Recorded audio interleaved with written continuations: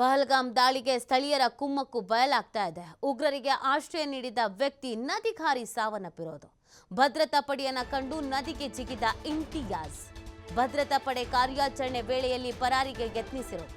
ಪರಾರಿ ಆಗ್ತಿದ್ದ ವೇಳೆ ನದಿಗೆ ಜಿಗಿದು ಇಮ್ತಿಯಾಜ್ ಸಾವನ್ನಪ್ಪಿರುವಂತದ್ದು.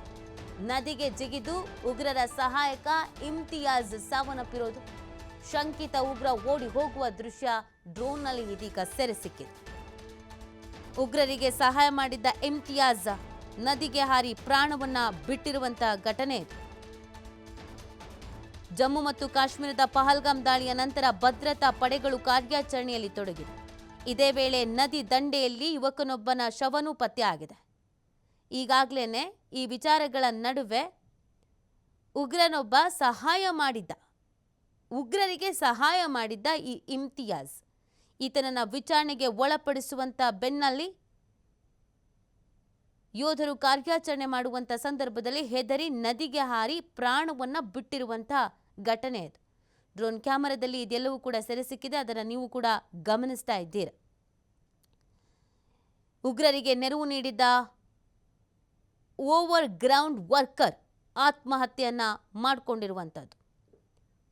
ಮಹತ್ವದ ಬೆಳವಣಿಗೆಯಲ್ಲಿ ಜಮ್ಮು ಕಾಶ್ಮೀರದ ಕುಲ್ಗಾಮ್ನಲ್ಲಿ ಉಗ್ರರಿಗೆ ಆಹಾರ ಹಾಗೂ ಸೂರಿನ ವ್ಯವಸ್ಥೆಯನ್ನ ಈ ಪಾಪಿ ಮಾಡಿದ್ದ ಅನ್ನೋದನ್ನ ಹೇಳಲಾಗ್ತಾ ಇದೆ. ವಿಚಾರಣೆಯ ಸಂದರ್ಭದಲ್ಲಿ ತಪ್ಪಿಸಿಕೊಂಡು ಓಡೋದಕ್ಕೆ ಹೋಗಿ ಆತ್ಮಹತ್ಯೆಯನ್ನ ಮಾಡಿಕೊಂಡಿರೋದು. ಇಮ್ತಿಯಾಜ್ ಅಹಮದ್ ಮಗ್ರೆ ಈತನ ಹೆಸರು. ಉಗ್ರರ ಅಡುಗುತಾಣವನ್ನು ತೋರಿಸ್ತೀನಿ ಅಂತ ಹೇಳಿ ಓಡ್ ಹೋಗಿ ನದಿಗಾರಿ ಪ್ರಾಣ ಬಿಟ್ಟಿರೋದು. ಇದೊಂದೇ ಈಗ ಕೊನೆಯದಾಗಿ ಉಳ್ಕೊಂಡಿರೋದು. ಪ್ರಾಣ ಬಿಡೋದೊಂದೇನೆ. ಇಲ್ಲ ನಮ್ಮ ಸೇನೆ ತಕ್ಕ ಉತ್ತರವನ್ನು ಕೊಡುತ್ತೆ. ಹೆದರಿ ಈ ರೀತಿಯಾಗಿ ಆತ್ಮಹತ್ಯೆಯನ್ನು ಮಾಡ್ಕೊಂಡಿರೋದು. ವೆಶಾವ್ ನದಿಗೆ ಹಾರಿ ಆತ್ಮಹತ್ಯೆಯನ್ನ ಮಾಡ್ಕೊಂಡಿರೋದು. ಇನ್ನೊಂದು ಕಡೆಯಲ್ಲಿ ಕಾರ್ಯಾಚರಣೆ ಬಿಗಿಗೊಳ್ತಾ ಇದೆ. ಕೇವಲ 5ರಿಂದ 10 ಸಾವಿರಕ್ಕೆ ಪಾಕಿಸ್ತಾನದ ಐಎಸ್ಐಗೆ ಮಾಹಿತಿ ಸೋರಿಕೆ ಮಾಡ್ತಾ ಇದ್ದ ಪಾಲಕ್ ಶೇರ್ ಮಸಿಹಿ ಮತ್ತು ಸೂರಜ್ ಮಸಿಹನ್ನ ಪಂಜಾಬ್ನ ಪೊಲೀಸರು ಬಂಧಿಸಿದ್ದಾರೆ. ಎಲ್ಲೆಲ್ಲಿ ಯಾರ್ಯಾರು ಉಗ್ರರಿಗೆ ಸಪೋರ್ಟಿವ್ ಆಗಿ ಇದ್ರೋ, ಆಶ್ರಯ ಕೊಟ್ಟಿದ್ರೋ, ವ್ಯವಸ್ಥೆಯನ್ನ ಮಾಡ್ತಾ ಇದ್ರೋ ಅವರೆಲ್ಲರ ಬೆನ್ನು ಬೀಳಲಾಗಿದೆ. ನಮ್ಮ ಭಾರತೀಯ ಸೇನೆ ಅಲರ್ಟ್ ಆಗ್ತಾ ಇದ್ದ ಹಾಗೆ, ಕಾರ್ಯಾಚರಣೆಗೆ ಇಳಿತಾ ಇದ್ದ ಹಾಗೇನೆ ಬೇರೆ ದಾರಿ ಇಲ್ಲದೆ ಇದೀಗ ಆತ್ಮಹತ್ಯೆಯ ಹಾದಿಯನ್ನ ಹಿಡಿತಾ ಇರೋದು. ಡ್ರೋನ್ ಕ್ಯಾಮೆರಾದಲ್ಲಿ ಈ ದೃಶ್ಯ ಸೆರೆಯಾಗಿದೆ. ನೀವು ಗಮನಿಸ್ತಾ ಇರಬಹುದು. ಭದ್ರತಾ ಪಡೆಯನ್ನ